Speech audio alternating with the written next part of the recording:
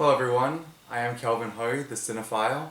Thank you for watching this video, thank you for clicking, I really appreciate it. And today I will be speaking about Avengers Endgame. Now this is a non-spoiler review, and I just want to do a non-spoiler review because I've seen it. It's been over 24 hours, I think most of the world has seen it. But just for those of you who have not seen it yet and who are interested in knowing my thoughts and just a general uh, idea of what the film is, then you've come to the right place. So I'm going to put this away because it's going to distract me. And yes, so let's start with this non-spoiler review of Avengers Endgame. So I was very, very excited, very anxious to watch this film. I don't think I've ever had anxiety like this before. Possibly the only other one is Batman v Superman, which was a couple of years ago now. But first thing I have to say is that this is a cinematic achievement. Uh, Chris Evans said that the MCU, the Marvel Cinematic Universe, will never happen again. And I have to agree with him. There are 22 films right now. With Avengers Endgame, that's 22. They'll reach 25 by the end of next year, by the end of 2020. They'll reach 30 in the next 5 years. Nothing in our lifetimes will ever surpass the MCU. Nobody will do it as well. Nobody will have as much detail or care or love for the characters. And that's not to say that everything's perfect. Trust me, I'm not just a fanboy. If you look behind there, that's my Man of Steel case. So I love all kinds of films. I love DC. I don't want to get into it, what they're doing right now. It pleaseth me not. But anyways, I love all films, so I'm not just a fanboy for Marvel. But what they've done, especially these last two films, this two parts finale, Infinity War and Endgame, is incredible. So, alright, so let's talk about it. Now this is a non-spoiler review, so I can't really get into any details, obviously, but I'll try my best to tell you what the film's about. So, in general, Endgame has a more somber tone. They handle the stakes in a great way where Infinity War matters. So there isn't just a sort of a shrugging off or brushing off of Infinity War. It's not just, oh well, whatever, who cares. Infinity War happened, Endgame's gonna solve it, we're on our merry way, everything's fine, right? It's so hard to talk about without saying spoilers, so this video won't be that long. But I'll just go through, a lot of people are doing the hours. I'll just say I'll use hour and act interchangeably. You get the idea. So the first hour is measured, it moves at a slower pace. There's a little bit of talking, catching up with the characters, conversations between the characters, a lot of emotional beats, character moments, which is great. I really enjoy it. I think as this is a review, and I'll give a mark at the end of this review, but I think in terms of a first viewing, it's excellent. It's really good, right? I don't know. I don't really think it'll be that good as you watch it over and over again, because the first 45 minutes to an hour is the aftermath of Infinity War. So you're dealing with all these emotions, right? So that plays really well the first time you watch it. So the second hour is absolutely brilliant. I can't even talk about it without spoilers, so that's all I can say. I really enjoyed the second hour, or the second act. I was almost giddy. I was on the edge of my seat for most of the film, just because I was so excited for it. But I think on repeat viewings, and definitely in the second act, once it really starts revving the engine and really starts going, it's fantastic. Like the way they do it, the way they tell the story is so creative, and I mean, it's not perfect again, but if you go with it, you'll have a fantastic time. So the third hour has a lot of action. This is a very generic description, but it has a lot of action and it features some fantastic scenes, some memorable scenes.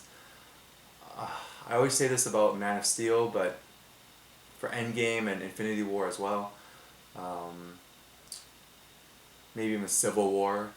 Uh, like how many 5-star scenes does a film have, right? Like to describe Man of Steel, I always say that film has 2 or 3 even 5-star scenes in it, in my opinion. So the third hour, I would say it has probably 2 or 3 5-star scenes. Um, Again, that's just my opinion, no spoilers, but yes, I would definitely discuss it in the spoiler review, which I will do tomorrow, so look for that. But yes, it's really great because the first hour slash act is not an introduction, but it's sort of the aftermath of Infinity War, so it deals with everything. So it's more talky and more um, more sad, I suppose. And then the second one picks up, and it's starting. The plot's starting to go, and the third one is the culmination of this film, but also Infinity War. So everything works really, really well. Um, there are a couple of things that I have here in my notes. A couple of things that I sort of am mixed on. And so in the spoiler review, you'll see how I do it. I'll go through the plots in detail, and I'll do positive, mixed, and negative. Um, so yeah, there's 1 or 2 things in mixed, and then 1 or 2 things in negative. That's just my opinion. That I can't really discuss without getting the spoilers. But very generally, I'll just say there are a couple of characters and a couple of film decisions with those characters that aren't great, that aren't my favorites. That's for certain. But when this film is good, it's incredible. I truly mean that from the bottom of my heart. Overall, this is a funny, entertaining film, touching, emotional. So many things are paid off by the end, and it's very, very good. And that's a win, because every single film that we watch could be terrible, right? Even if you think, oh, it's impossible for it to be bad. Every film could be bad. That includes Endgame, that includes Captain Marvel, that includes any film that you've ever seen, right? The Lion King, it doesn't really matter. I just have Lion King on my mind right now. But yeah, so every film could be bad. The fact that this film is good, and it goes into very good territory quite a bit of the time, is a win. So considering how disappointing it could have been, that's great. Like, that's really, really positive in my mind. So sometimes you have all the right ingredients, like you have the cast, you have good directors, and somehow the film still doesn't turn out well. Sometimes there's a ego-driven producer saying, do this, do that, do this, right? And it sort of ruins the film, or the film is much less than you expect. That's not the case here. I really enjoy the film. And as for my grade, I'm going to give it... As for my grade, I believe... I've had over 24 hours to think about this, but I believe I'm going to give it a 4.4 out of 5 stars. So, using our good old friend Rotten Tomatoes, that's a positive score. I'm fresh on this film. 4.4, 88%. It's a good mark. Thinking it might go up I'll see for my spoiler review if I change it to 90. Um, but right now for me, it's at a 4.4 out of 5 stars. I really enjoyed it. Just a couple of little things that I'm dealing with in my brain, so I'm just thinking about those right now. We'll discuss it in the spoiler review. But yes, so just to reiterate, uh, I don't think anybody will do the MCU as well. I loved Iron Man, but I wasn't on board with this whole universe. I just thought it was stupid, to be to be honest. They just say, oh, set this up, right? You'll see it in 3 years in Avengers. I was like, who cares? Nobody cares about that, right? Like, just make good films. But people do care, and I care. And I think they've done a great job of making you care, right? And that starts with a great origin film in Iron Man and uh, two really good, two really decent origin films in Captain America: The First Avenger, and then Thor.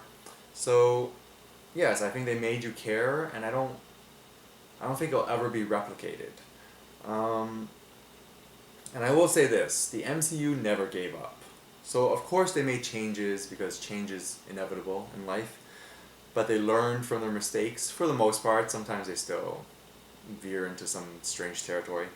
Uh, and sometimes things don't work out, right? You're like, oh, I want this director. And then the director says, yeah, let's work together. That's great. And then you sort of start butting heads and someone leaves, right? Usually the director. um, but Marvel stayed the course, and I'm so glad that they did.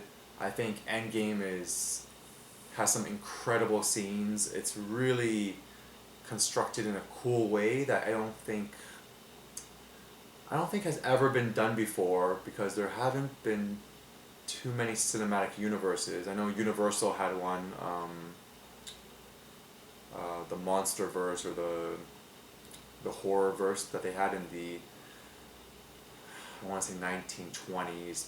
That's probably wrong. 1930s or 40s. So yes, they had that. I know there's television. They've had crossovers. Um, I know DC tried to have their universe, um, which is still going, but we'll see what happens with that. Anyways, I don't think it can be stated enough that this is an incredible universe. So I'm really happy to have watched Endgame. I hope you see it soon if you haven't. If you have seen it, great. Thank you for watching this. I really appreciate it. This is my first non-spoiler review. You might be able to tell. So I apologize. It's a bit rambling. But anyways, thank you for watching. Please hit subscribe, like, comment. I would love to hear what you think about the film. And watch out for the spoilers review tomorrow. So I will get that up, and then you can spoil away and we can have a real discussion about the film in the comment section. Okay? So, thank you very much for watching. I really appreciate it.